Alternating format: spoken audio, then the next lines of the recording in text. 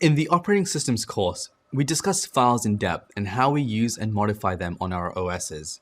In this lesson, we're going to run down some of the file services we can use that will allow us to be productive as an organization. Employees need to be able to share files with each other, whether that's to collaborate or exchange information. We talked about shared folders in Windows in the last course, but in this lesson, we're going to talk about more scalable and efficient ways to share data. Enter file storage services. File storage services allow us to centrally store files and manage access between files and groups.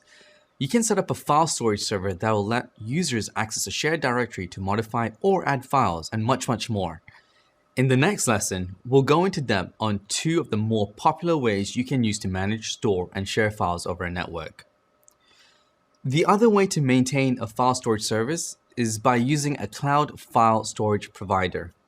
There are lots of providers that offer secure and easily managed file storage.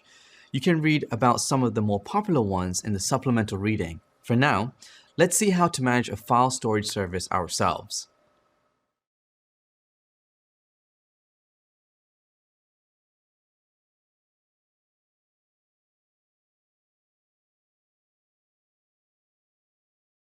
In the last course, we mentioned that very few file systems can be used across all major operating systems.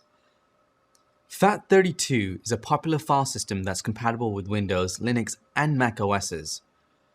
But it has severe limitations on the amount of data you can store on a volume. What happens if you have multiple users that want to share files between each other? Well, they need to store the files somewhere, and they need to be able to retrieve the files over a network. Network File System, or NFS, allows us to do this. It's a protocol that enables files to be shared over a network. The file system is compatible on all major operating systems. The easiest way to set up an NFS server is by using a Linux environment.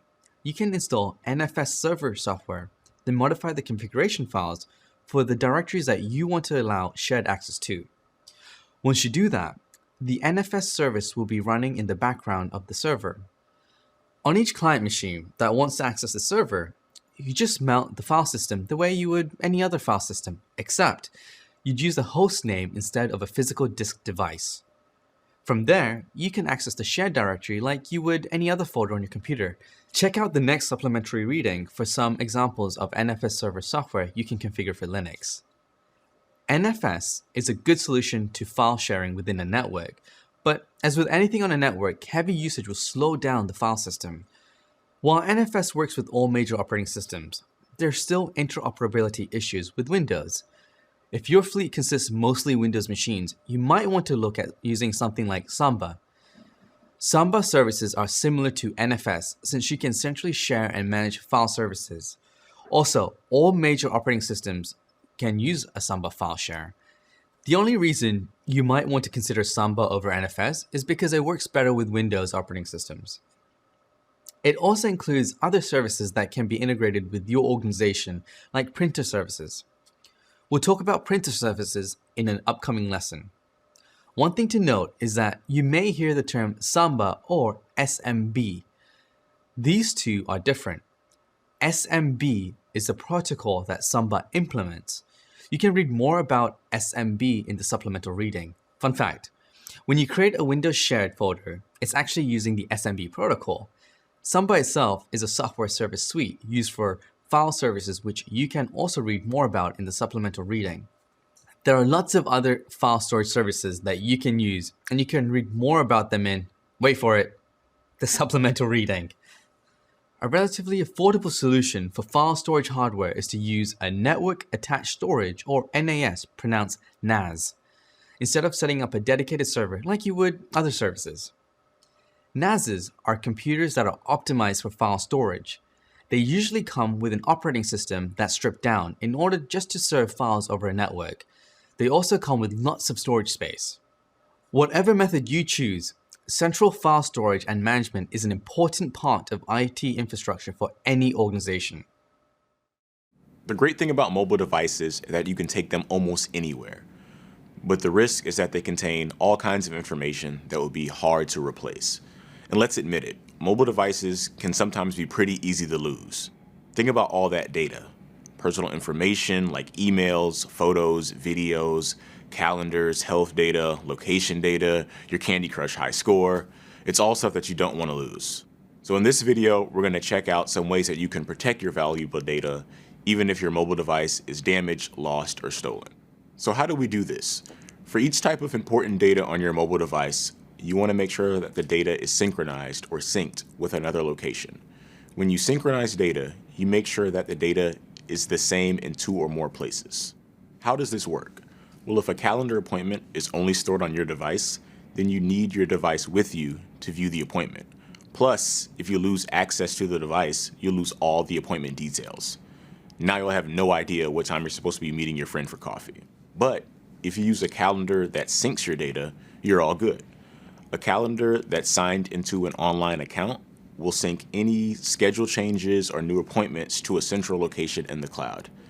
If you sign into the calendar on another device, but using the same account, you'll see the same set of appointments. As an IT support specialist, it's important that you understand what data and which apps are critical to your organization, and also what's critical to the end users that you support. Most organizations will care about business data like email, calendars, and contact information. You might also have apps that manage documents, photos, videos, and so on. Your challenge is to make sure that if the device is lost, you can still recover the data. The best way to do this, in which you might be responsible for in your IT support role, is to make sure business-critical data is synced in at least 2 places. Lucky for us, many mobile apps automatically sync. In some cases, mobile apps already use the cloud as their canonical data source. For example, if you sign into an account for your email and calendar apps, they'll probably get all of their data from servers in the cloud or your organization's local IT infrastructure. If you lose your phone, you could just sign into the same account on a different device and get the exact same data. With an app like this, you won't lose any data if the device is damaged, lost, or stolen. It's pretty cool, right? Some apps can be configured to, every so often, automatically sync or back up data to a cloud storage service.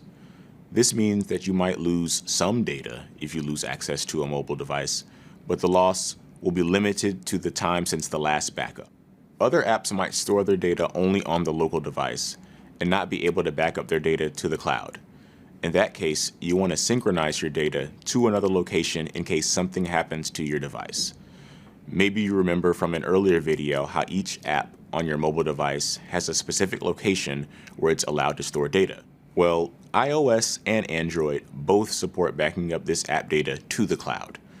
Not only will these mobile OSs back up app data, but also your device's accounts and settings too. Want to know more about how to set up device backups to the cloud? Then check out this supplemental reading for details.